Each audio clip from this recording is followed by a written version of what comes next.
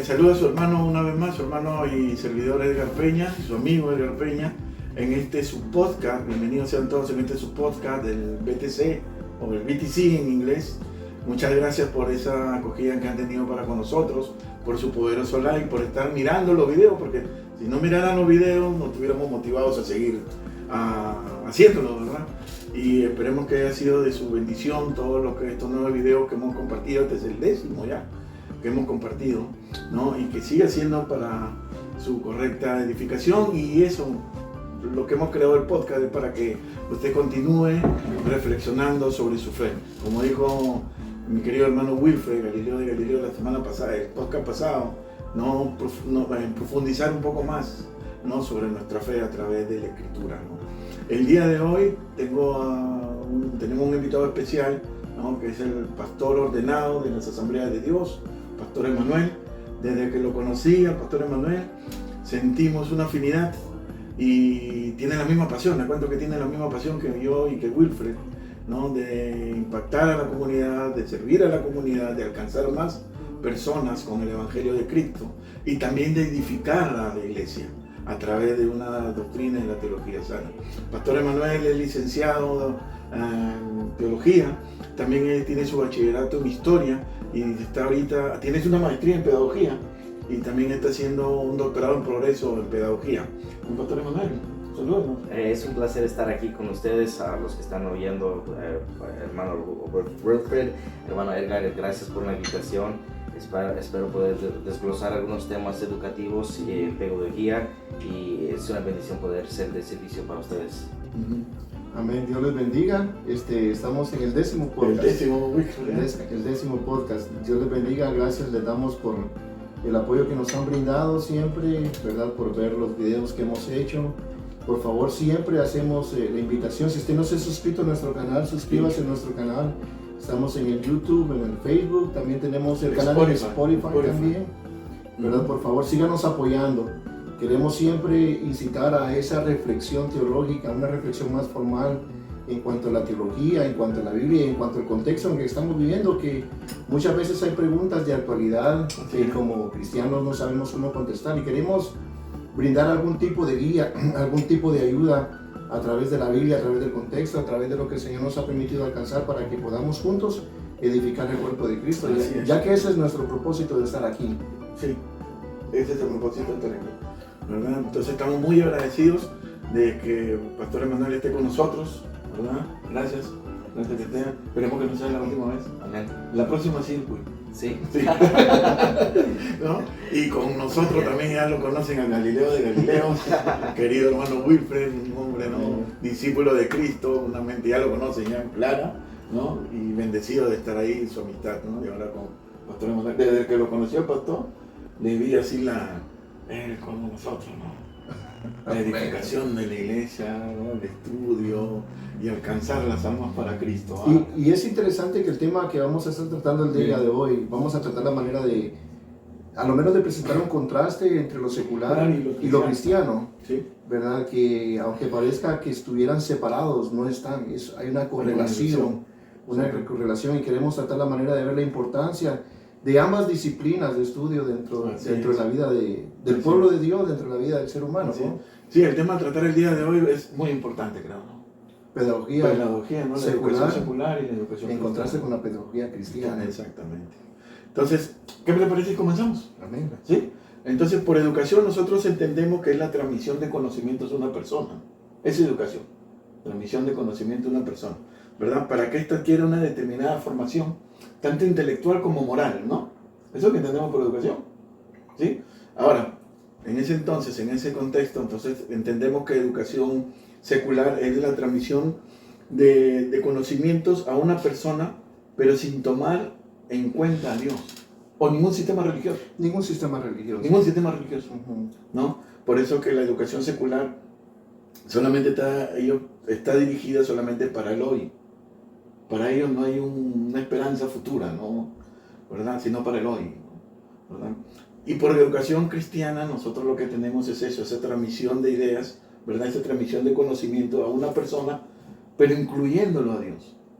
El filtro tiene que ser desde la religión. Desde la religión, Dios, ¿no? En ese sentido, ¿no? Si entonces en una educación cristiana se le da valores morales, ¿verdad? Y ¿por qué no? Valores teológicos también, para que ella pueda tener el filtro de quién creó todo esto, por ejemplo, ¿no? En este sentido, ¿no? ¿Verdad? Entonces la pregunta a conversar sería, ¿no? ¿Por qué es importante entender estos conceptos para nosotros hoy en una iglesia del siglo XXI, ¿no? Creo que la raíz de la educación cristiana viene en la Gran Comisión, cuando Jesús le dice a sus discípulos, por tanto, ir y hacer discípulos. Cuando vemos esto, vemos que la responsabilidad de la iglesia no es de ir a predicar salvación, que es parte del proceso discipulado, pero es de crear un discípulo, es de crear a alguien que represente a Cristo.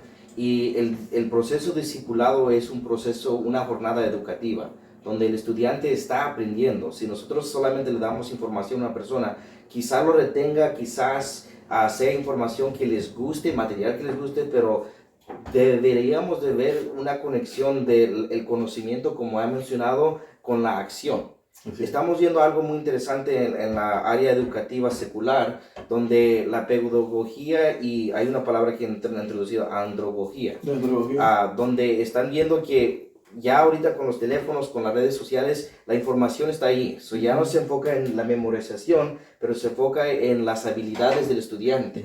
Y la iglesia no ha hecho ese cambio. La iglesia ha dado información, versículos bíblicos, pero no ha habido ese cambio de acción con la información que se ha dado. Claro, en ese sentido que tú estás hablando, ¿verdad?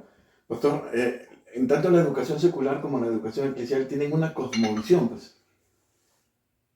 Hay una cosmovisión. Pero, o sea, por cosmovisión entiendo que hay un peso ideológico. O sea, el resultado no es inocente, pues. Correcto. Yo vería la educación, ¿verdad? Vería la educación como eso, ¿no?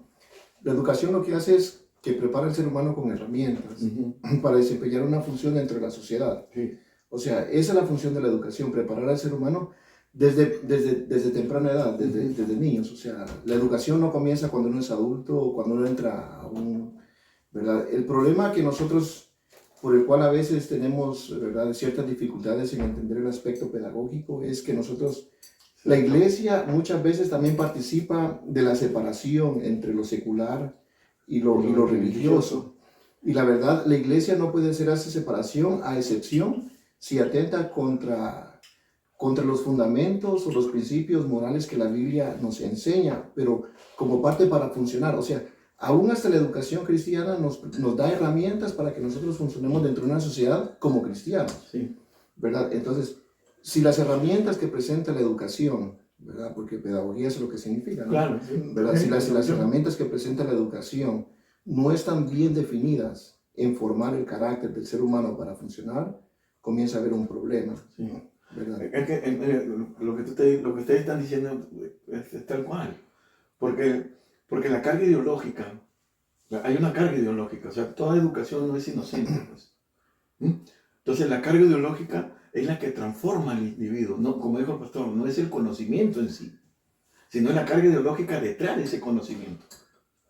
Lo que transforma al individuo, lo que te hace discípulo o lo que te separa de esa visión de discípulo. Ya, ahora entramos a un tema muy interesante porque hay diferentes filosofías educativas y puede ser en la iglesia y puede ser fuera de la iglesia. ¿Qué es el propósito del maestro y el estudiante? Algunos ven el propósito de la educación para que el estudiante se comporte como cierta manera, que el estudiante sea tipo ejército, ¿no? Él va a entrar, va a hacer esto, va a aprender esto y va a practicar lo siguiente. En algunos es, como dijo el hermano, crear a alguien que pueda traer ciertas habilidades o ciertas prácticas para su área. En la iglesia sería enseñarle a una persona cómo comportarse como un cristiano. O también está la idea donde el estudiante está ahí para poder aprender cómo ser una persona en su sociedad. Y en la iglesia tenemos que incluir estas tres diferentes filosofías porque la meta, una vez más, es hacer discípulos. Y si no enseñamos lo social, si no enseñamos lo cultural, si no enseñamos la práctica, la disciplina, vamos a crear un cristiano que no es fuerte. Va a tener problemas de funcionamiento entre la sociedad. Yo creo que, no sé, hermano Manuel tiene, ¿verdad?, un poquito más de conocimiento en cuanto a la historia, ¿no? Más que, pero yo creo que si nosotros vemos cómo el desarrollo ¿verdad?, pedagógico se ha ido desarrollando a través de la historia. Creo que el problema que nosotros encontramos el día de hoy, ¿verdad?, es más actual. El problema es más actual para el día de hoy.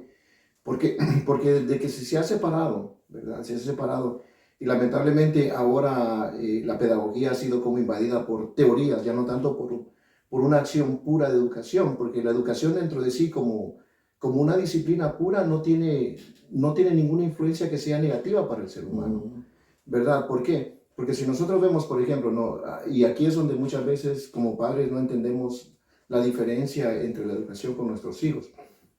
Si nosotros vemos, cuando nosotros comenzamos a enseñar a nuestros hijos, hay una unidad entre lo que nosotros estamos enseñando, porque nosotros llevamos a nuestros hijos a la iglesia, pero a la vez le estamos enseñando a nuestros hijos cuestiones que no son parte de la iglesia, sino que son parte de la sociedad.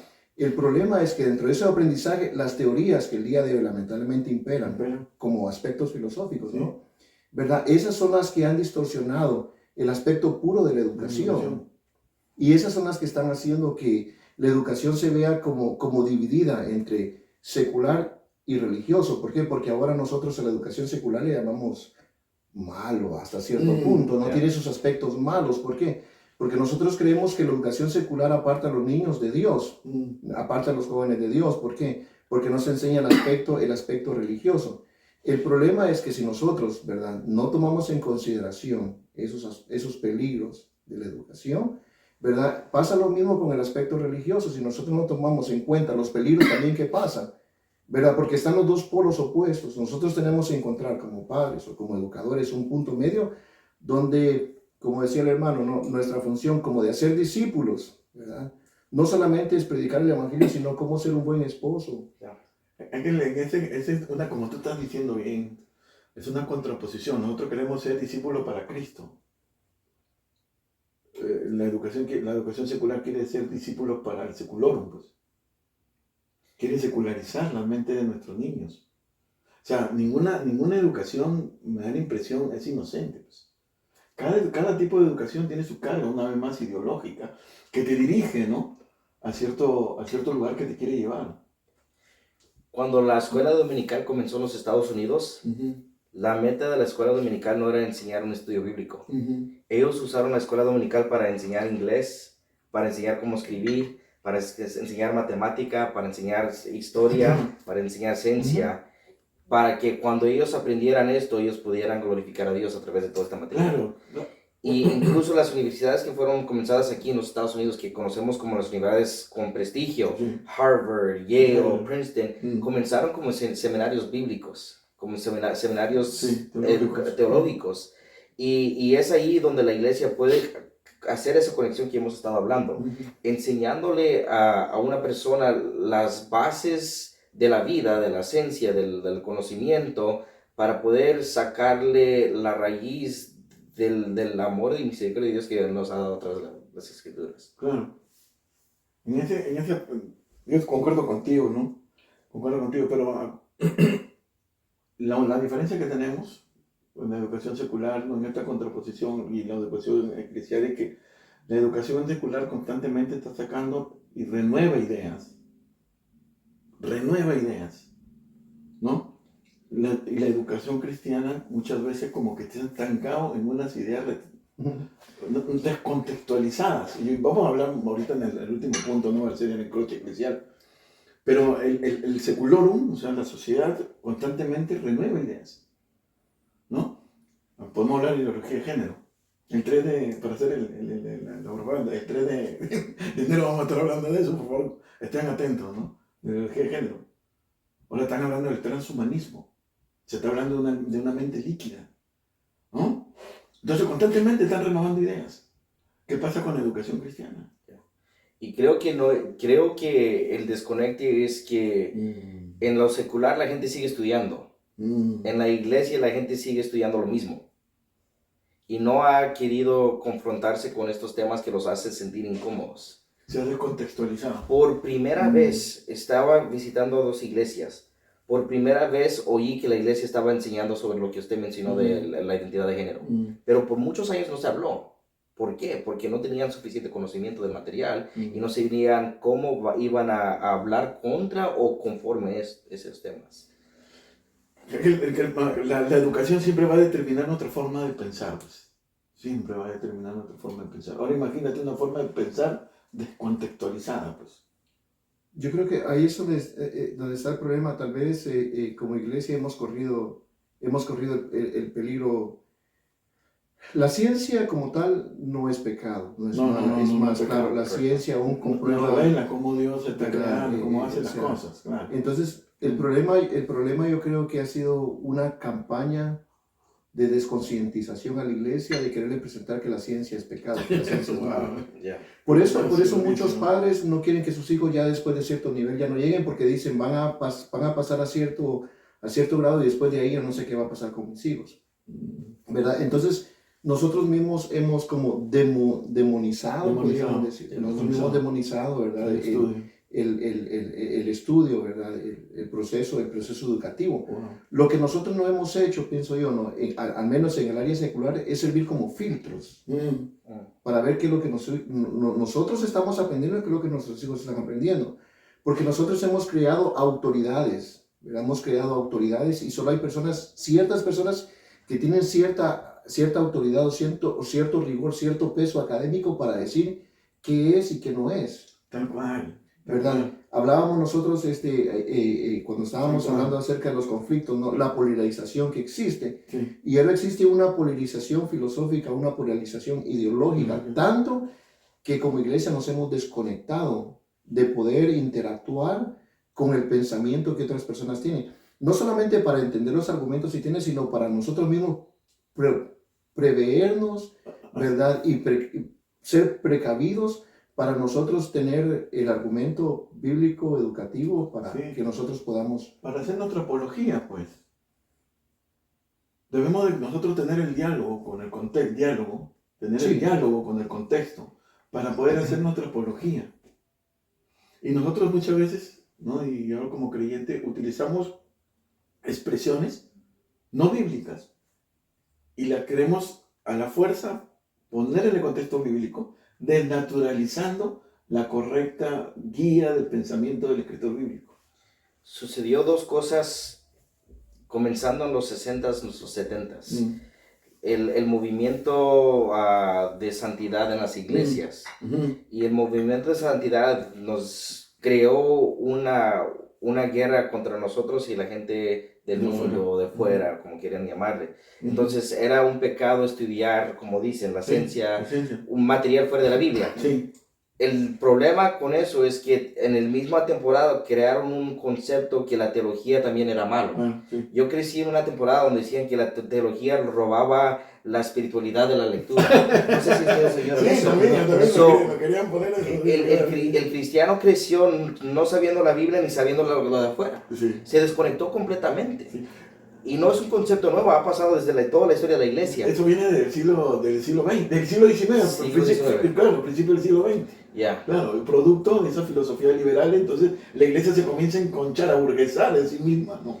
Y evita eso, lo que tú dices. Y ahora no tienen la herramienta hermenéutica para poder defender la fe, para poder enseñarle a la generación, y tampoco tienen el conocimiento de los otros grupos sociales para poder ver cómo ellos se pueden conectar con ellos, o cómo podemos, no quiero usar la palabra corregir, pero usar esa información para darle más autoridad a nuestra fe. Nosotros que hemos visto un poco más, hemos estudiado más ¿verdad? Los movimientos sociales, ¿no? Estamos viviendo en un tiempo que, ¿verdad? Contemporáneo, que nosotros hemos visto la globalización, como todas esas cosas, ¿verdad? El postmodernismo ha afectado el pensamiento del ser humano, y muchos, ¿verdad? Más en ese tiempo que el postmodernismo está vigente, ¿no? Porque está vigente. Lo que Manuel decía es interesante. Ahora la información ya no solamente se recibe de las escuelas, sino que se recibe de las redes sociales, de libre frontera, pues. de la información que nosotros recibimos a través de una película que supuestamente identifica aspectos históricos, y eso nos está enseñando, ¿verdad? Y en este mundo posmodernista, yo creo que a la iglesia le hemos tenido miedo a enfrentarnos, a pelear contra las ideas que hay. Hermano, yo te voy a agarrar tu concepto con todo respeto y como tú dices, ¿no? Esa palabra, sensibilidad. Yo creo que la iglesia en la mayoría, ¿no? Tiene miedo a pensar. Entonces el problema dentro...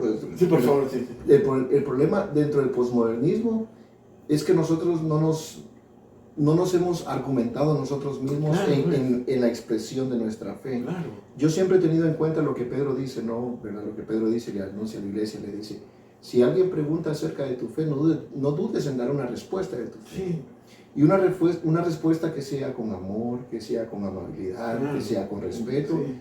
¿Verdad? ¿Por qué? Porque nosotros nos hemos quedado de los años 60 para acá, ¿verdad? Donde el mensaje era un mensaje fuerte, el contexto era distinto. Sí. ¿Verdad? Entonces ahora en el contexto que nosotros vivimos, ¿verdad? Nuestra educación tiene que tener presente que hay otras áreas de competencia donde el cristiano ahora es una voz más ideológica que está compitiendo contra los argumentos que las diferentes ideologías, y no solamente la ideología, sino tanta ideología. No, por eso te digo, constantemente producen. La filosofía. La sociedad pare ideología constantemente. Ya, he visto algo en la área de historia donde ahora están animando a los historiadores que estudien diferentes disciplinas, que estudien la arqueología, que estudien la biología, que estudien la ciencia, que estudien, porque ese conocimiento va a ayudar a interpretar lo que tienen enfrente de ellos un poco diferente. Pero eso está ayudando un desarrollo del estudiante o el erudito. En la iglesia no ha sucedido eso. No sucedió. Mira, una vez más, siento esto y hasta ahorita hasta que alguien no me convenza, de lo contrario, yo creo que en la iglesia tiene miedo a pensar. Me da la impresión que muchas veces llegamos a los templos, a la iglesia, ¿verdad? Y llegamos como que colgamos nuestro saco, lo colgamos, dejamos nuestro cerebro ahí, y nos entramos sin cerebro a la iglesia. Así. Y lamentablemente, pues acá viene lo lamentable, nosotros lamentablemente venimos siendo más influenciados por la educación secular que por la educación cristiana. ¿Por qué? Es simple, ¿no? Hay que ser ciego voluntario para no darse cuenta. No, hay que ser un ciego voluntario para no darse cuenta, ¿no? Más nuestros hijos, por ejemplo, nuestros hijos Wilfred, ¿no? Están más tiempo con un profesor no cristiano en aulas seculares. Aparte de eso, la persecución a profesores cristianos que se niegan a enseñar ciertas cosas, ¿verdad? ¿Sí? ¿Sí o no? Sí. La agenda, vivimos en una sociedad donde tiene una agenda secularizada, una sociedad moderna. Vivimos en este país. A este país no le interesa mucho a Dios, ¿no? Es un país materialista. Su Dios es el dólar, ¿no? Sí me dejo entender, ¿verdad? O sea, estamos más tiempo en aulas y recibiendo esa información que tú hablas, ¿no? Secular, que en una iglesia, una educación cristiana, con una sólida formación teológica y doctrina. Que les enseñemos nuestra cosmovisión y a filtrar todas esas ideas que les enseñan en los colegios. Estoy pensando lo que dice el miedo en pensar, y estoy pensando en la conformidad de la iglesia. ¿Por qué pensar si Dios lo va a hacer? En la justificación que hacemos por falta de hermenéutica. Dios es un Dios poderoso, Dios es un Dios que sana. ¿Para qué ir a hacer esto si Dios lo va a hacer? Y es una justificación que vemos en las iglesias. Lo he dicho mejor. Y por la falta de enseñanza en la iglesia. Pastores y líderes que están dando un montón de material, pero no dan permiso que el estudiante grabe la información y que no den permiso que el estudiante piense. Exactamente, mira, ¿cuál es la pedagogía de Jesús? ¿Cómo enseñaba Jesús? Porque antes que Jesús sea predicador itinerante era maestro. ¿Cuál era la enseñanza de Jesús? ¿Cómo enseñaba Jesús? Jesús enseñaba a través de las preguntas. Persuadía a la gente de quién es esta moneda, de qué compraré la fe, quién dicen que soy. Esa era su pedagogía de Jesús, ¿no? Pero ahora no, pues el ungido es el que da la palabra, el ungido es el que dice, él es el filtro, ¿no? Yo pienso que en cuanto a la iglesia tiene miedo de pensar, ¿verdad? Como tal, ¿verdad? El problema está que no se nos ha enseñado a pensar, ¿verdad? Lamentablemente, ¿verdad? Aquí hay un problema, ¿no? Hablábamos la otra vez entre la lógica y la razón, y entre la razón y la fe, y nosotros preguntábamos, ¿verdad? Si la fe se puede razonar, ¿verdad? Y una de las cosas que se comenzaron a enseñar dentro de los movimientos de santidad Y el pentecostalismo en sus inicios adoptó cierta postura de esa. Por eso las iglesias pentecostales son los que muchas veces corremos más ese peligro. No todo es por fe. Entonces, lo que es por fe no se puede razonar. Y resulta que para razonar hay que tener algún tipo de información que uno recibe para poder hacer ese pensamiento lógico dentro de nuestra mente. Y usualmente, ¿verdad?, quedamos con esa impresión de que la iglesia no puede pensar, ¿verdad? Bien, está bien. Pero ahora, en el tiempo que nosotros vivimos, que yo siempre digo, no, el posmodernismo, lo que nosotros tenemos que hacer es, nosotros tenemos que aventurarnos, ¿verdad?, a estar dispuestos a estar equivocados. A equivocarse. Tenemos que estar dispuestos y a aprender. ¿Por qué? Porque si el método secular, ¿verdad?, es un método que se autoeduca a sí mismo, ¿no? Se alimenta a sí mismo. ¿Verdad? Se autoalimenta a sí mismo. No es pecado que el cristiano en un momento diga, mire hermano, yo prediqué un mensaje y la verdad ahora me doy cuenta que el mensaje que prediqué hace 20 años, que el Señor me perdone. Porque a todos nos ha pasado. Yo creo que los mensajes que a un principio yo di, ¿verdad? Alguna tontera tuve que haber dicho, ¿no? Y hasta cierto punto alguien dijo, ¿verdad? Y es palabra de Dios, cuando Dios no estaba ni siquiera en el cielo. Pero hacemos eso. Entonces el problema dentro de nosotros como cristianos, como iglesia, ¿verdad?, es que nosotros tenemos que aprender primero a hacerle entender al pueblo, ¿verdad?, que todos tienen la capacidad y la habilidad por el Espíritu Santo a llegar a la Biblia y a enfrentarse al mundo. ¿Por qué? Porque el que los prepara es el Espíritu Santo a través de su palabra para poder confrontar. Pero es que es lógico. El pastor Emanuel comenzó bien claro diciendo, ¿no?, que nuestra pedagogía termina siendo el resultado de ser discípulos. Y Jesús no nos manda dentro de las iglesias, como ahora, no, ¿dónde están los evangelistas predicando dentro de las iglesias? Eso está afuera. Entonces, sí, ahora te manda a ser discípulo. ¿Dónde ser discípulo? A enfrentarte con esa realidad que estamos hablando, ¿no?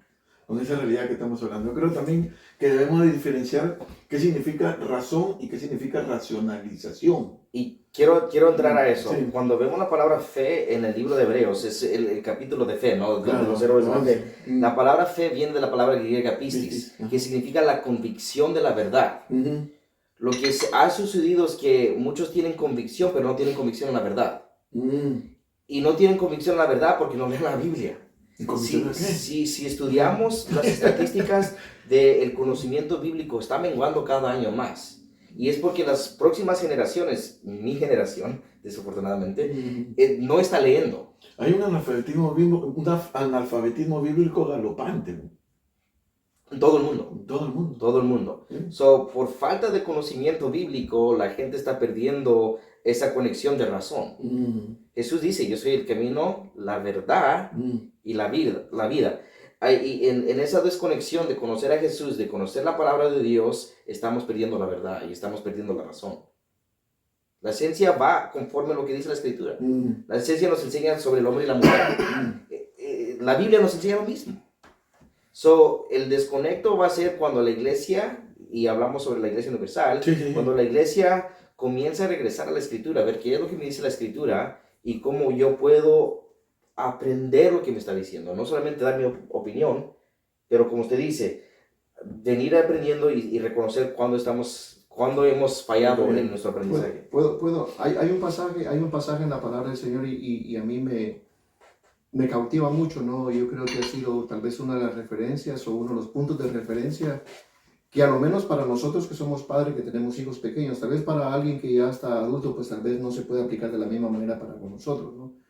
Pero yo siempre pienso que en el proceso educativo, ¿no? En el proceso educativo, el fundamento que se tiene desde la niñez, ¿verdad?, va siempre a contrarrestar aquellas ideas que uno puede recibir, que son en contra de lo que yo creo, porque yo voy a tener dentro de mí una identidad que me ha enseñado, no solamente me ha enseñado en esto, sino que me ha enseñado dentro del ejemplo que he recibido dentro de la casa. Y a mí me ha llamado siempre mucho, ¿verdad?, el pasaje de Deuteronomio 6, ¿no? Cuando Dios, ¿verdad?, a través de Moisés les revela nuevamente la ley al pueblo, ¿sí? les expone nuevamente la ley al pueblo. Y una de las cosas que Dios les dice al pueblo de Israel, ¿verdad?, y yo creo que es un pasaje bien conocido, ¿verdad? Usamos muchas veces la oración sacerdotal aerónica para tirárselas a los niños, ¿verdad? Pero nunca usamos este pasaje.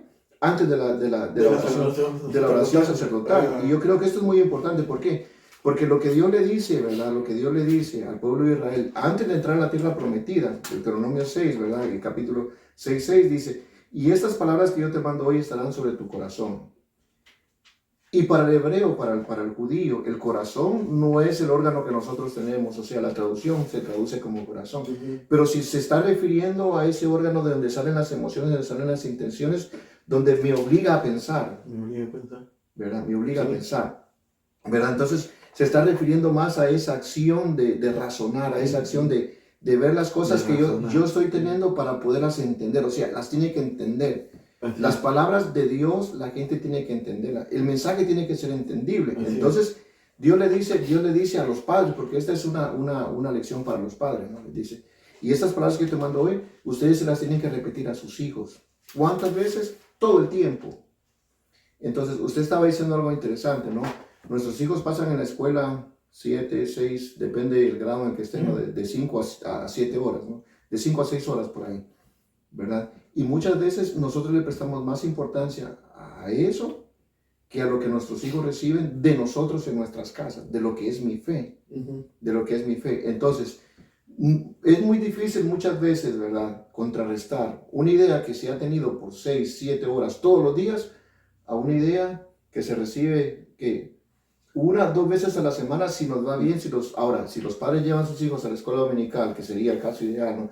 Pero aún eso son 4 horas comparadas a 35 horas. Pero vea que muchas iglesias desafortunadamente están eliminando el programa de la escuela dominical. Porque los niños ya no son muy importantes para...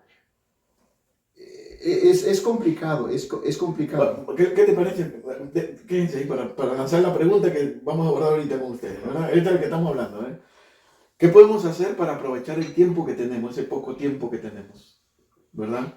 Para inyectar, esa es la palabra, inyectar a nuestros hijos, a las generaciones más jóvenes, o a los adultos también, que vienen, ¿no?, de una tradición no cristiana, ¿verdad? Nuestra cosmovisión. ¿Qué podemos hacer nosotros para inyectar? Puedo dar una respuesta, claro. Trivial. Primero, no pensar que nuestros hijos no son nuestra responsabilidad. Exactamente.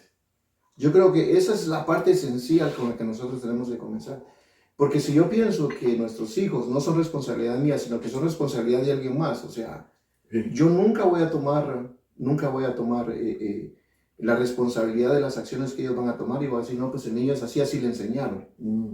¿Dónde está mi responsabilidad? Porque el problema es este, ¿verdad? Nuestros hijos no son ni siquiera ni responsabilidad de la iglesia. No son responsabilidad del Estado. No son responsabilidad del tío, del cuñado, de la familia que los cuida. Yo sé que vivimos en una cultura estresante, que necesitamos trabajar algunos 2, 3 trabajos y el tiempo es difícil, ¿verdad? Pero aquí es donde viene lo que Dios le ha prometido al pueblo. Si las personas siguen el mandamiento del Señor, el Señor va a hacer prosperar las cosas que en nuestras manos hay. Yo le pongo nombre a eso que tú estás diciendo, ¿no? Hay que ser intencionales. ¿Verdad? Y con esto no queremos hablar mal de aquellas personas que tienen los trabajos. O sea, sabemos que al menos nosotros en el contexto que vivimos, en el área que vivimos, hay que pagar renta, hay que pagar esto y las cosas son caras, las rentas más caras que en otros lados. Y a veces es difícil estirar el dólar para que nos alcance.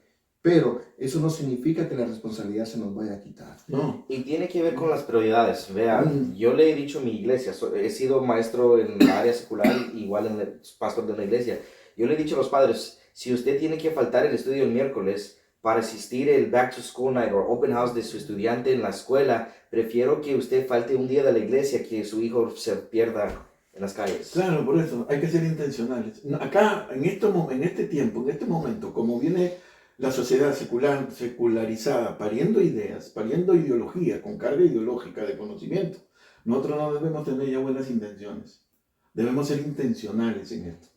Si tú te pones a pensar, haces un consenso, pues, ¿no? Nosotros ya que estamos caminando como docentes o como pastores en el ministerio, hace un consenso. ¿Cuánto gastan un diálogo inteligente con sus hijos en la mesa? Que tengan no solamente que digan, esto es del diablo, esto es de Dios. Tú vas a la iglesia porque tú tienes que ir. No, un diálogo inteligente. Sí, ¿no? estoy de acuerdo. Hagamos un consenso, ¿no? Entonces no hay que ser ya buenas intenciones. O sea, hay que ser intencional. O sea, a dar nuestra cosmovisión, nuestra carga ideológica cristiana, ¿verdad? Con propósito a nuestros hijos. ¿Y cuál es el propósito? Lo que dijo el pastor Emanuel al comienzo, hacer los discípulos. Que ellos tengan ese filtro, que razonen su fe, que piensen su fe, ¿verdad? Que piensen su fe. Usted había mencionado las prácticas o la pedagogía de Jesucristo, como él hacía preguntas. Claro. Me recuerda mucho de Sócrates. Sócrates decía que el aprendizaje se hace en conversación, pero también en hacer preguntas. Hacer preguntas, sí. Y muchas de las veces el hijo nos hace preguntas, lo he visto como pastor de jóvenes, como pastor, el hijo hace preguntas y el padre dice, porque la Biblia dice. Sí. ¿Pero dónde? O el padre no le ha hecho preguntas al hijo. ¿Qué estás aprendiendo? ¿Por qué estás aprendiendo eso? Tuve un caso de donde vine mi vecino, se estaba quejando porque teníamos hojas de un árbol que se había caído enfrente de la casa. Me dice, ¿sabes? Sé que los domingos tú vas a la iglesia y ¿qué dice la Biblia de tener la yarda de tu casa sucia? Y le dije, a ver, ¿qué dice? Me dice, bueno, tú eres el que va a la iglesia. Le dije, entonces, si usted no sabe, ¿por qué me está corrigiendo? Le dije, le voy a dar la tarea, regrese conmigo, traiga mis escrituras que me dice que tengo que tener la frente de mi casa limpia. Nunca me trajo las escrituras, porque no la lee. Pero no solamente es este hombre que no está en la fe, pero son los padres de la misma iglesia. Que quieren o expectan algo de su hijo porque quieren predicar santidad, y es un buen mensaje, tenemos que predicar santidad, pero también tenemos que tener la evidencia bíblica, la verdad, para poder tener estos temas. Claro, porque, mira, ahora me da la impresión que la mayoría de iglesias, universal, ¿no? Vamos a utilizar ese número, sí, a nivel general. A nivel general, ¿no? Sí. O como dice Wilfred, con mucha sensibilidad. Sí. Pero no, tú sabes que a mí yo no soy, ¿no? Me da la impresión que a la iglesia la han vacunado contra la verdad. Yo pienso que más que la han vacunado contra la verdad. Miren, ¿por qué? Porque la escritura, como estamos viendo bien, tenemos una ideología, una cosmovisión, nosotros como creyentes. Y dice, la fe viene por el oír, o sea, por el entender la palabra. No por el emocionarte primero. Tú entiendes la palabra y después la palabra misma, que la entiendes, te lleva a la emoción. Pero no, ahora la gente está esperando una descarga emocional para decir, oh, ya la presencia de Dios. Entonces, esa es una vacunación contra la verdad. Yo pienso que nosotros tenemos que tener cuidado en ese sentido por el aspecto cultural, como latinos, ¿no? Estábamos hablando la otra vez, ¿no? Estábamos diciendo que de alguna manera somos hijos de la Reforma, ¿no? Somos hijos de la Reforma. Venimos de Lutero, los pentecostales somos luteranos. Sí, ¿verdad? Entonces nosotros tenemos que ver esta situación. O sea, la Reforma alcanzó este lugar del hemisferio, ¿verdad? Claro. Para el sur, pues no llegó la Reforma, sino que llegó la Contrarreforma. Y una de las cosas que la Reforma hizo, ¿no? Como hablábamos cuando hablábamos del humanismo, ¿no? La Reforma trajo una forma de pensar distinta, sí. Una forma de pensar por sí mismo, una forma de lo que usted decía, ¿no? ¿Verdad? Que él le traiga una pregunta, o sea, que él encuentre dónde, o sea, que él haga su investigación de campo. Entonces, cuando una persona se prepara, cuando una persona lee lo que tenga que leer, cualquier cosa que tenga que leer, la Biblia, un libro, va a tener cierto conocimiento. Entonces, a las personas que no llegaron, donde no llegó la Reforma, adoptaron un sistema de educación que era un sistema de educación de imposición, ¿verdad? Ahora, nosotros venimos, ¿verdad? Venimos de ese contexto y llegamos a una nación donde hay libertad de expresión, donde hay libertad de pensamiento. Entonces, cuando llegamos a un lugar donde todo el mundo puede pensar, entonces la pregunta yo ahora aquí es, ¿qué hago yo? Ya no hay quien piense por mí. Aquí tenemos millones. ¿Cómo pienso yo por mí? ¿Verdad? Entonces yo llego a la iglesia con la mentalidad latina, ¿no? Latina en el sentido del latín, ¿no? Con esa mentalidad. Pero quisiera usar otra palabra, pero se va a malinterpretar. Pero vengo con la idea latina, no porque seamos latinos, sino con la idea de latín, ¿verdad? De que alguien tiene que interpretar la Biblia por mí. O sea, alguien tiene que entender la información primero y luego pasármela a mí. Exacto. Entonces la iglesia crea como ese sentido de dependencia. ¿Quién es el que puede enseñar a la iglesia cómo vivir? 1, 2, 3 personas nada más. y las otras 100 personas que hay dentro de la iglesia, ¿acaso Dios no los ha dotado de la misma capacidad para poder entender? Pero le castran pues, ese sentido de razón. Entonces por eso la aclaración. ¿Por qué? Porque nosotros tenemos que comenzar a enseñarle a la gente que Dios les ha dado la misma habilidad de pensamiento. Y lo que resulta en lo que usted está diciendo es que la iglesia se forma en una didáctica donde una persona está hablando y no hay conversación. No hay una interacción con el ambiente. No hay una interacción y entonces el estudiante no puede hacer las conexiones. El estudiante, estamos hablando sobre los miembros, no pueden conectarse con la información, no es personal para ellos. Ellos dicen, pues esto es para el hermano que está a mi lado. O su mente se desconecta, se están enfocando en lo que está alrededor de ellos en vez de enfocarse en el mensaje. Y por lo que usted dice, causa una falta de pedagogía en la iglesia, donde es pura lección y es bueno. Yo creo que algunos pueden aprender así, pero ¿qué de las personas que no pueden retener la información en esa manera? ¿Qué de las personas? Entonces no damos habilidad o permiso que ellos piensen por sí mismos. Mire, yo lo veo un poco más sencillo, ¿no? Un poco más sencillo tal vez, ¿verdad? Porque para mí la etapa educativa inicial en el niño es demasiado importante. Por eso para mí el pasaje de Deuteronomio es crucial, ¿no? Uh-huh. Porque cuando Dios le habla al pueblo, ¿no? Y le dice cómo tiene que ser el sistema pedagógico para que ellos enseñen a sus hijos, nosotros vemos que el sistema pedagógico que Dios hace es, la educación que ustedes les van a dar, se la van a dar ¿cómo? En todo lo que ustedes puedan hacer. Eso es lo que está dando a entender. En todo lo que puedan hacer. No está diciendo, ustedes para que aprendan tienen que ir a tal lado, para que aprendan tienen que ir al lado. ¿Verdad? Estábamos hablando a un principio acerca de los centros educativos teológicos, ¿no? Está bien, yo comparto la idea y estoy de acuerdo como preparación de maestros, pero a mi forma de ver, hasta cierto punto yo digo, ¿qué especial o qué importante sería que cada iglesia se convirtiera como un centro educativo para sus miembros? No estoy diciendo, ¿verdad?, que una institución no sea importante, no, pero que la preparación sea para que toda la iglesia, ¿por qué? Porque de esa manera se puede abarcar. Si nosotros vemos en el libro de los Hechos, ¿no? Cómo el Espíritu Santo, ¿verdad?, impulsó a los hombres que se reunían en donde dice que se reunían en las casas, no se reunían en una sola casa, o sea, el Espíritu Santo cuando se derramó sobre la iglesia en casas, había gente que estaba enseñando, y la gente que estaba enseñando, y la región no era muy grande. Judea, si nosotros vemos hoy no, la región que es Israel, la región que es Judea, esa región no es ni tan grande. Uh-huh. O sea, California es no sé cuántas veces más grande que el Estado de Israel. Y ellos tuvieron la capacidad de reunirse y de enseñarle a una cultura, a un contexto, a una época específica, un cambio que fue tan radical que el Evangelio se comenzó a expandir. Exactamente. Y dice algo muy interesante, yendo al libro de Hechos, capítulo 2, el hermano Edgar compartía temprano sobre la razón y las emociones, ¿no? Sobre unas personas dicen que el Espíritu Santo no ha caído, al menos que ellos estén llorando, al menos que ellos tengan una experiencia emocional.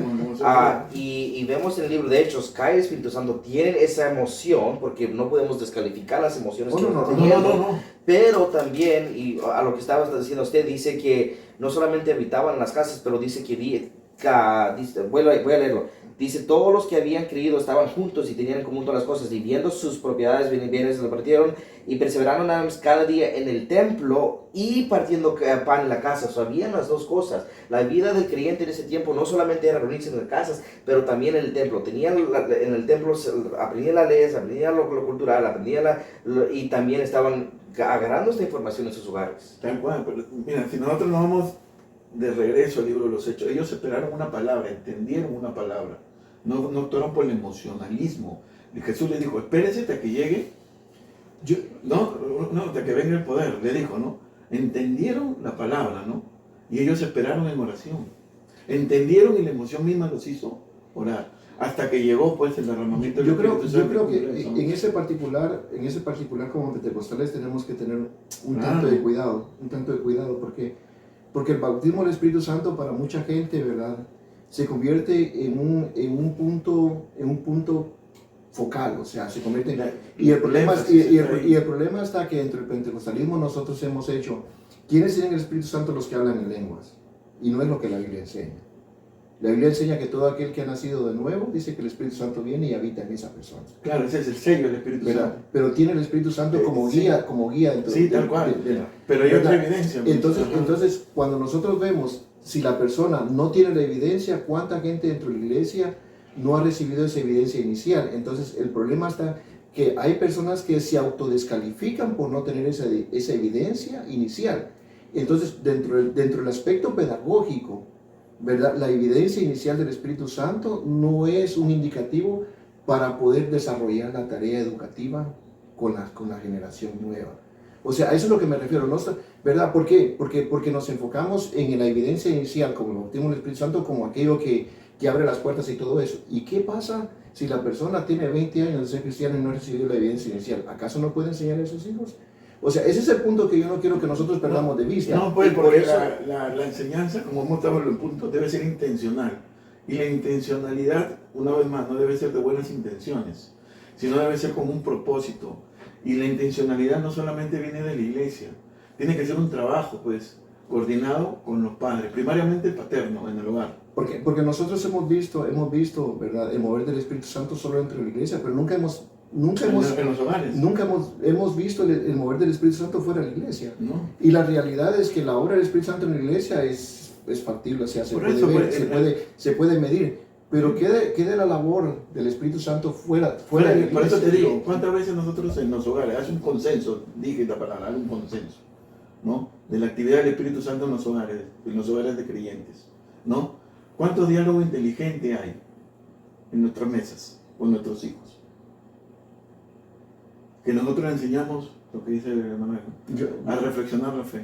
Y yo quisiera hacer una pregunta todavía aún más allá, ¿no?, ¿verdad? Porque nosotros, lamentablemente, la iglesia la hemos puesto en la burbuja, ¿no?, ¿verdad? Y Dios se mueve solo dentro de la burbuja. Sí. Yo me atrevería a hacerle la pregunta, ¿verdad? Si alguien de ustedes, pues, ¿verdad?, quiere dejar un comentario, quiere decir algo, ¿no?, ¿verdad? ¿Estaría usted dispuesto a pensar y a aceptar al menos la idea, a tolerar la idea de que el Espíritu Santo se mueve en aquellos hogares que no son cristianos? Claro que sí. Mira, hay un libro, pero la iglesia muchas veces no considera. Claro. Quiero compartir un testimonio rápido, porque el hermano conoce el programa de Teenship un poco.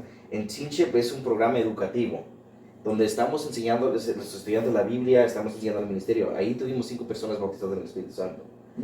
Pero la meta del programa no fue eso, la meta fue enseñar. Nosotros vamos a ver las señales, las maravillas y el poder de Dios a través del conocimiento que nos está dando. Y Él se va a glorificar, porque es Dios y esa es su naturaleza. Pero, y creo que estamos haciendo unos puntos muy claros. La iglesia pentecostal se ha visto como una iglesia sin educación. Por esa ha sido la crítica. Ha sido la crítica. La iglesia bautista tienen doctores, tienen gente educada. Sí. Y la crítica ha sido contra los pentecostales porque hemos querido ver el Espíritu Santo, pero el Espíritu Santo, si vemos los dones del Espíritu, uno de ellos es conocimiento y el otro es sabiduría. Sí. Mira, hay un libro para tocar con lo que tú dices, ¿no? Claro que sí, el Espíritu Santo es Dios. Hay lugares donde se manifiesta, pero su presencia está en todas partes. Por favor. Hay un libro que se llama Principios y Prácticas de la Oración Cristiana, ¿no?, que es de Roberto Pazmiño, ¿no? Pazmiño, ¿verdad? Y habla que el impartir conocimiento a la persona, ¿no?, debe ser dentro del contexto social de sus comunidades, ¿no? Eso es lo que habla este autor, esa es su tesis, ¿no? Que uno cuando, como cristiano, como docente cristiano, como ministro cristiano, debe de impartir ese conocimiento en su contexto social de sus comunidades. O sea que nosotros debemos estar al día de todas las ideologías que para esta sociedad secularizada. Sí. Al día, porque ese es nuestro contexto. ¿Verdad? Ese es nuestro contexto secular, ¿no? Debemos estar al día de todas esas cosmovisiones que atentan contra la salud de la iglesia. Hasta ahí estamos de acuerdo, ¿verdad? ¿Sí? ¿Verdad? Y que enseñan contra la iglesia y contra la familia. Debemos estar atentos al contexto. Entonces, ¿qué ha ocurrido? Miren, hay frases, por eso les dije al comienzo, y yo sé que me entendieron, ¿verdad? Que nosotros hemos utilizado diálogos que hemos denaturalizado, ¿no?, el correcto ideología o teología de la palabra. Hemos denaturalizado, por ejemplo, mira. Este autor bien nos está diciendo que nosotros debemos enseñar en un contexto. Pero hay creyentes que ellos operan en lo sobrenatural. Parece irrisorio, pero sí, ¿eh? Yo opero en lo sobrenatural. La Biblia no te dice que operes en lo sobrenatural, opera en un contexto. Bájate de ahí y opera en un contexto. Que se eduque o que reflexione, que tenga el diálogo inteligente con su familia, ¿verdad? Y que les enseñe, aunque sea lo poco que puedan aprender dentro de las iglesias que enseñan de manera intencional todas las ideologías que están en contra de la familia y en contra de la salud doctrinal de la iglesia. Debemos de utilizar, por eso estoy bien de acuerdo con este libro, debemos de utilizar frases bíblicas que no desnaturalicen, ¿verdad?, la teología y la doctrina bíblica, la verdad bíblica. Yo pienso que el problema que a veces corremos es, hablábamos en el podcast pasado un poco acerca de escatología, ¿no? Yo pienso que el problema que la iglesia tiene es escatológico. Pablo cuando le habla a la iglesia de Corinto, ¿no? Una iglesia llena del Espíritu Santo, una iglesia con dones del Espíritu Santo, ¿verdad? Que la iglesia de Tesalónica de la misma manera. Él corrige un error allí, ¿verdad? Que hasta él mismo se incluye dentro de eso, ¿no? Porque la iglesia estaba pensando que el rapto ya había pasado, que la venida de Cristo ya había pasado, o que muchos tenían en cuenta de que eso estaba pasando, o que no sabían si iba a pasar o no iba a pasar. Entonces hubo una desconexión con la realidad. Tal cual. Entonces la iglesia no puede desconectarse de la realidad. No podemos desconectarnos de la realidad. Tenemos que tener la vista puesta en el cielo, pero no desconectados de la realidad en la que nosotros estamos viviendo el día de hoy. Porque cuando nosotros nos desconectamos de la realidad, ¿verdad? ¿Cuántos campos, ¿verdad?, dentro de la filosofía hay para estudiar el comportamiento del ser humano que la iglesia no los ha visto? Por ejemplo, estábamos hablando a un principio, ¿no?, ¿verdad?, que cuando estábamos hablando acerca de las necesidades especiales que hay con personas que tienen, ¿verdad?, que tienen un carácter distinto o cuestiones por el estilo, ¿no?, que, ¿verdad?, tienen necesidades distintas a las nuestras o que tienen una forma de aprender distintas. Y nosotros muchas veces hemos demonizado esas situaciones y no nos hemos preparado para atender esas necesidades y nos hemos quedado atrás, ¿verdad? Muchos de nosotros no hemos pensado de una manera filosófica para poder presentar la verdad hoy en el mundo en el que vivimos, ¿verdad? Nos hemos quedado con el lenguaje de los años 50. Exacto, no tenemos el lenguaje. No tenemos el lenguaje. No tenemos el lenguaje. Por eso, mire, mira, así me dijeron, ¿no? Yo opero en lo sobrenatural. Y digo, no, bájate de ahí, opera aquí, opera en lo contextual. Yeah. Opera en lo contextual, en tu familia. El Espíritu, como tú dijiste bien, es lo que creo. El Espíritu Santo se manifiesta en ciertos lugares, claro. Pero está en todas partes porque es omnipresente. ¿Por qué es que la iglesia se ha olvidado que el don de esencia es un don? Ellos piensan que Dios solamente se opera a través de milagros y señales. Pero el don de esencia es un don. Tal cual. Ese es nuestro énfasis, pues. Y la idea detrás de esto es, usted dijo una palabra intencional. Si el don de esencia es un don, yo debería de usar ese don en ser intencional para desarrollarme como ser humano en mi iglesia. Si yo soy maestro, ver cómo puedo introducir pedagogía en la iglesia. Si yo soy músico, es como el músico que practica, ¿no? Él está mejorando. ¿Por qué no los otros ministerios en la iglesia? Mira, la vez pasada hablamos nosotros del centrismo. Yo creo que eso ha afectado mucho la pedagogía de la iglesia. Tú ahorita hablaste, ¿no?, del centrismo prácticamente, porque son 1, 2 o 3 los que filtran, ¿verdad?, la información de la iglesia. 1, 2 o 3. Tal y cual como la iglesia tradicional, ¿no? Ellos pueden interpretar la Biblia bien, los otros no. Nosotros no pueden pensar. Interprétamela por mí, el centrismo. Entonces el centrismo, ¿no? Sí, siempre vamos entendiendo, ¿no? Quiero ser sensible con eso. Bueno, el pastorcentrismo, ¿no? Entonces no permite que haya ese engranaje, ¿no?, de ministerios y de dones. Porque lo único que filtra es el ungido, pues. Yo he pensado siempre, ¿no? Yo he pensado siempre, y yo siempre he dicho a veces, ¿no?, en algunas de mis clases he dicho, ¿no?, la tarea del maestro es formar teólogos. O sea, amén. Amén. Ya pensamos igual. Formar teólogos. Sí. O sea, por eso la reflexión que nosotros estamos haciendo, sí, ¿no? Sí. Para que usted con nosotros pueda reflexionar en lo que nosotros estamos hablando. O sea, no somos una autoridad bíblica para decir nuestra voz es la única que puede escucharse, sino que cada uno tiene que acercarse a la palabra de Dios. Y esto por una razón. En algún tiempo estuvimos hablando con algunos padres de familia, ¿no? Y he hablado con algunos que comiencen como una disciplina de lectura bíblica. Ni siquiera una lectura donde ellos puedan decir, ok, vamos a leer la Biblia y si encuentran alguna pregunta que la contesten. No, simplemente de lectura, que agarren información. Y luego las preguntas que les vayan saliendo dentro de la lectura familiar bíblica que hacen, que traten la manera dentro de la familia de poder entender. Y esto es una práctica que verdad. Miren, yo no sé si ustedes saben el CAPTCHA de Google, ¿no? ¿Verdad? Cuando uno le sale la función ahí de si soy humano o no soy humano, le salen algunas letras, unos caracteres ahí que uno no entiende, que se miran medio borrosos, ¿no? Yeah. Ok, esa función del Google lo que hace es que sirve cada vez de que Google nos manda una palabra de esa manera, ¿no? Lo que hace es que nos ayuda a que nosotros ayudemos, ¿verdad? La inteligencia artificial a interpretar la palabra que aparece ahí. ¿Por qué? Porque dentro de los lenguajes que hay conocidos, esa palabra no se entiende. Entonces, en algún manuscrito o en algún libro, esa palabra aparece media borrosa, pero con la experiencia que la gente tiene, viene y ingresa la palabra correcta y cabal, ya hay una palabra más. Entonces yo digo, ¿por qué no aplicar el mismo principio para nosotros como cristianos en el aspecto educativo, ¿verdad? Tal vez vamos a regresar a lo más básico, ¿no? Comenzar uno con esa forma de educación. ¿Por qué? Porque muchas veces la iglesia ha perdido el enfoque en el sentido de que la iglesia se está preparando para defender la fe. La iglesia no tiene que defender la fe. Dios no necesita que yo lo defienda. Dios es Dios, ¿verdad? Y nosotros estamos a veces muy preocupados en querer defender la fe, en tener una respuesta para eso, que nos olvidamos de lo más básico, de simplemente venir a leer la Biblia y a ver qué es lo que la Biblia nos enseña, qué es lo que la Biblia nos dice. ¿Cuáles son las preguntas que vienen con la lectura de la Biblia? Entonces yo puedo comenzar a entender.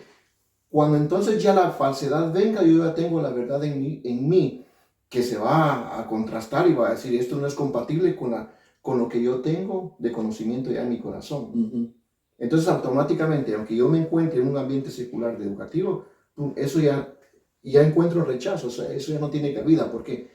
Porque el conocimiento ahora que yo tengo ya ha creado todas esas barreras, esos filtros para filtrar toda la información que yo tengo. Filtrar, claro. ¿Verdad? Entonces, ahora, ¿qué es lo que pasa? Como no existen filtros, ¿por qué? Porque las preguntas cada vez son distintas. Entonces, ¿qué yo digo? Para esa pregunta yo no tengo respuesta. Y no se trata de eso, no se trata de tener una respuesta. Si nosotros buscamos respuestas para todas las preguntas que hay en el mundo, Dios le hizo preguntas a Job, del mismo Dios que Job se quedó callado. ¿Qué pudo decir? Y muchas veces yo como cristiano me quedo callado porque yo me he preparado en contestar preguntas que hay.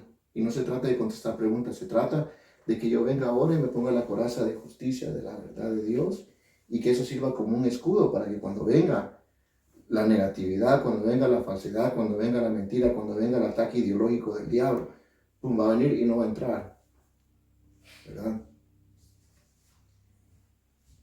Ya, creo que basado en lo que usted me dice, estoy pensando, el estudiante y el maestro tienen que ser conscientes de lo que no saben, de lo que saben. Y estar dispuestos a admitir cuando su conocimiento bíblico, histórico, social está limitado y querer crecer en eso. Y Jesús es el mejor ejemplo. Jesús, siendo Dios, estaba en el templo aprendiendo de él. Tal cual. Es igual que Pablo. Pablo dice que Pablo aprendió algo que él no sabía. Aprendió. Sí, Pablo, el creyente de siempre debe estar aprendiendo. Pablo no sabía contentamiento. Él dice que lo aprendió. Es caminar con Dios. Entonces, tomando lo que tú dices, ¿verdad? Sí te entiendo lo que dices, ¿verdad? El cristiano, los creyentes, y más que todos los ministros, deben estar en un constante aprendizaje. En un constante aprendizaje. Constante. Por la posición en la que se encuentran. Tal cual, porque la idea, como dijiste tú, es lo mismo, hacer teólogos, hacer discípulos. Yo creo que tal como ustedes, pues creo que nos estamos sentando acá, nos pensamos casi igual. Yo creo que cada creyente, yo estoy seguro, estoy convencido, esa es mi convicción como ministro ahora, pues no, ya lo puedo decir como ministro, que cada creyente es teólogo por derecho propio ya. Cada creyente tiene su teología, solamente hay que guiarla, ¿no? Hay que fortalecerla. Su sistema que tiene, como dijo el doctor Eduardo en el segundo podcast, ¿te acuerdas? Cada creyente, la madre que va a comprar las papas de tomate, tiene su sistema teológico. ¿Qué es lo que debemos hacer nosotros? Eso, darle nuestra carga ideológica, ¿no? Formarla, hacerla cuajada, seria, una base sólida. Y eso, miren lo que dice en Deuteronomio 6:7, dice ahí. Y la repetirás a tus hijos y hablarás de ella estando en tu casa y estando en el camino y al acostarte y cuando te levantes. Sus hijos, ¿cómo lo crecían? Y ahí viene lo que tú dices, o sea, para encrochar lo que tú dices, lo que el pastor Manuel estaba diciendo, ¿no? Aparte que les enseñamos a reflexionar, le damos nuestra carga ideológica, ¿no? Le cuidamos pues su vida, la integridad. Yo lo que le he enseñado a mi iglesia, y espero que sea algo que mantenga en sus corazones, es que el proceso del discipulado es para vida. Para toda la vida, pues es un aprendizaje. Algunas iglesias tienen sus sistemas, tenemos programas de discipulado 1 año, 2 años, 3 años. El estudiante se termina su proceso, ya se terminó el proceso de discipulado. Y se gradúan y nosotros lo sabemos porque seguimos estudiando. Sí. El proceso de estudiar es para vida. Para vida. Y hasta que Cristo venga tenemos que seguir metiéndonos en la palabra, metiéndonos en los sistemas, metiéndonos en nuestro crecimiento de mente y corazón. Qué bonito lo que dijiste, metiéndonos en los sistemas. Cristo cita el libro de Deuteronomio cuando dice: amarás a Dios con todo tu corazón, con toda tu mente y con toda tu alma. Exactamente. Y creo que la iglesia ama a Dios con su corazón, con la pasión, pero falta esa conexión de corazón, mente y alma. Como han dicho en todo el podcast, han dicho la razón. Eso es amar a Dios con nuestra mente. Es meternos profundo a decirle: Dios, yo quiero crecer en mi conocimiento, yo quiero crecer en mi relación con usted y poder ser el mejor discípulo. No debemos olvidarnos tampoco, ¿no? Tomando lo que ustedes están diciendo, que Dios nos manda como discípulos de Cristo, ¿no? A meternos en los sistemas, pues. Ahí nos manda, a meternos en los sistemas. Y quiero utilizar en esto a un libro que últimamente me leí, que se llama La pedagogía del oprimido, de Paulo Freire, ¿no? Me gustó muchísimo, lo he leído como un par de veces, ¿no? Y él habla del diálogo y el antidiálogo, ¿no? Él dice que el antidiálogo es opresor. El antidiálogo son aquellas frases o oraciones que nosotros transmitimos al educado, o al educante, o al alumno, que en vez de aclararle, lo confundimos más. Que no le damos una interpretación clara del contexto donde él se mueve y las herramientas para que él salga adelante, ¿no? Más lo oprime. Pero el diálogo para él es liberador, ¿no? Liberador. Le da las herramientas para que él vaya a pelear el día a día, ¿no? Y para que sea un hombre digno y que forme hombres dignos. Lo dijo él, no es cristiano. Pero me gustó mucho eso. Entonces, tomando la idea de él, nosotros usamos a menudo, una vez más, muchas metáforas. Que en vez de liberar a los que nos oyen de manera, con nuestra carga como visión ideológica, nosotros lo encadenamos más. Y le oscurecemos más su entendimiento, no lo aclaramos. Sería más como un adoctrinamiento para las personas. Exactamente.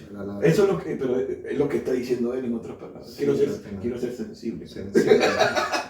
Cuando hacemos ese antidiálogo y comenzamos a decir metáforas como por decir: abre tu mente, abre tu corazón, caramba, ¿cómo hago eso? Me hago una lobotomía. Y no le describimos con el diálogo eso. Lo que nosotros estamos haciendo es oscureciendo su interpretación de lo que la Escritura quiere decir. Tenemos un antidiálogo dentro de nosotros. Y ese antidiálogo, para que nosotros podamos ser más intencionales, con un propósito de darle toda nuestra carga, toda nuestra convicción ideológica a los que nos escuchan o a los alumnos, ¿verdad? Es un diálogo que sea claro. Que entre con duda o que entre confundido, se haga con claridad. Yo creo que esa es la intención que nosotros tenemos en este podcast, ¿no? Hemos dicho desde el principio, ¿verdad? Que no necesitamos estar de acuerdo en lo que hablamos, ¿verdad? Pero sí necesitamos hacer, ¿verdad? Necesitamos hacer uso de esa habilidad que Dios nos ha dado para pensar, ¿verdad? Para llegar a entender mejor la situación en la que estamos viviendo, porque hay que ser conscientes, tal vez el contexto de cada uno va a ser distinto, la relación familiar va a ser distinta, nuestro bagaje cultural va a ser distinto, ¿verdad? Y quizás algunas cosas van a parecer como que no están, pero la palabra de Dios siempre nos va a hablar a nosotros, si nosotros vamos a la palabra de Dios, ¿verdad? Y el proceso educativo, ¿no? El proceso educativo, que es tanto secular y religioso, no significa que debe de haber una predominancia de uno y de otro, pero sí deben de haber marcas que puedan dictar ¿verdad? ¿Qué es lo saludable, verdad? Como el ser humano. Y una de las cosas de la didáctica cristiana es que nos lleva a Cristo. Sí. Y una de las didácticas, ¿verdad? De la pedagogía secular es que nos prepara en alguna función, ¿verdad? Como electricistas, como carpinteros, como un doctor, como un abogado, como, ¿verdad? Nos va a preparar en un campo específico para funcionar en este mundo como propósito de Dios. Sí. Pero la cristiana nos va a educar para que cada vez que nosotros tengamos complejidades de la vida, Cristo está presente en nosotros para resolver esa situación. No, pues también en la educación cristiana también, por decir, si eres electricista, lo que vas a hacer en ese campo que estudiaste secular, para la gloria de Dios. Para la gloria de Dios. Isaías nos dice eso. Todo lo que hagamos sea para la gloria de Dios. Entonces, utilicemos el bagaje, eso, utilicemos la educación secular siempre como un bagaje. Nada más, un bagaje, un ropaje que nosotros podamos tener, ¿no? Para poder manejarnos en esta sociedad secularizada. Yo pienso que en ese sentido, entonces, cuando nosotros vemos, ¿verdad? La educación desde ese punto, nadie es más grande que nadie. No. Emanuel dijo constante aprendizaje.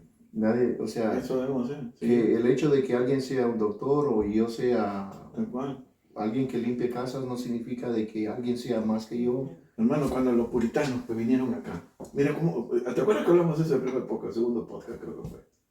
¿No? Cómo Dios mueve la historia, ¿no? Los hilos de la historia, ¿no? Acá vinieron los puritanos, los protestantes, ¿no? Los primeros protestantes.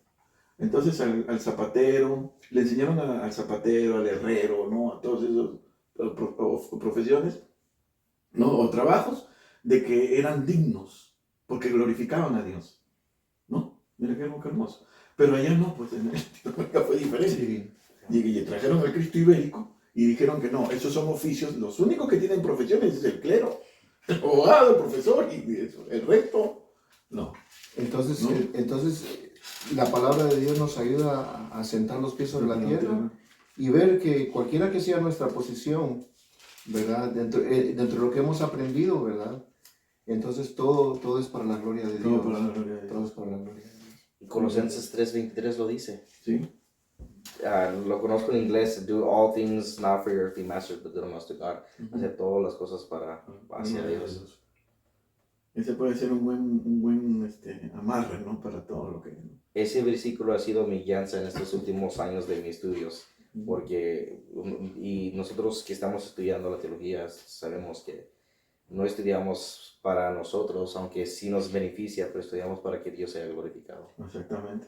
Y yo creo que nuestra satisfacción más grande, ¿verdad? Es ver su comentario y ver que usted nos ha visto y que usted está aprendiendo y que usted está involucrado también en esa reflexión teológica.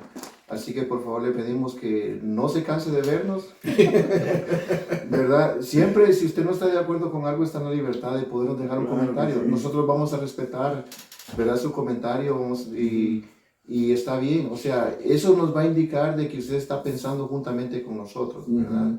Entonces, la palabra de Dios es la verdad. La verdad no es democracia. No es porque nosotros tres nos pongamos de acuerdo en algo que va a ser la verdad. No, la palabra de Dios es verdad. Y queremos siempre incentivarlos a esa reflexión seria. No solamente, ¿verdad?, que sea esto como algo autoritativo, sino como algo que lo inspire a seguir en este proceso pedagógico. Porque eso es lo que estamos haciendo, un proceso pedagógico. Utilizamos pues lo que hemos hablado, ¿no? Amén. Utilicemos la razón para entender nuestra fe, para reflexionar nuestra fe. Ese es el propósito del podcast. No racionalizar la fe. No, porque cuando uno dice la racionalizo, es que todo me entra por la mente. No, ese no es el propósito. Hay un campo de misterio de Dios que no podemos entender. Amén. Teología, ¿no? La teo es de Dios, la logía la podemos entender, ¿no? Y eso es lo que debemos hacer. Y debemos ser intencionales en nuestro propósito de comunicar nuestra cosmovisión cristiana con nuestros hijos. Que haya un diálogo inteligente en nuestros hogares, que como dijo querido hermano Wilfred, el Espíritu Santo se mueve donde Él quiera, como Él quiera, a la hora que quiera. Dios es Pastor Emanuel. Gracias. Una palabra de conclusión. Recuerdo lo que dice la Escritura, y el contexto fue diferente para el pueblo de Israel, pero sigue igual para nosotros. Por falta de conocimiento mi gente perecerá. Y we just gotta fall in love with learning. Tenemos que enamorarnos de aprender y aprender más de Dios.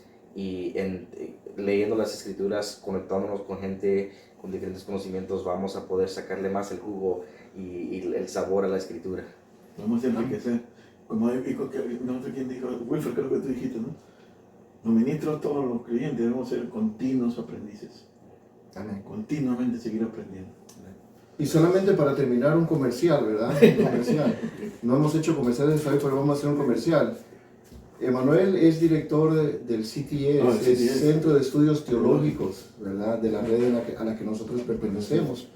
Entonces, si usted quiere información, Emanuel, ¿dónde pueden encontrar información? Se pueden conectar con nosotros en la página de web ctsag.org, o también, no sé si está bien que comparta mi número con ellos. Sí, claro. Mi número personal es 408-903-7086. Me gustaría poder conectarme con ustedes. ¿Y tu página en Facebook también? Sí, también me pueden encontrar en Facebook. Parezco como un mono, no. Emanuel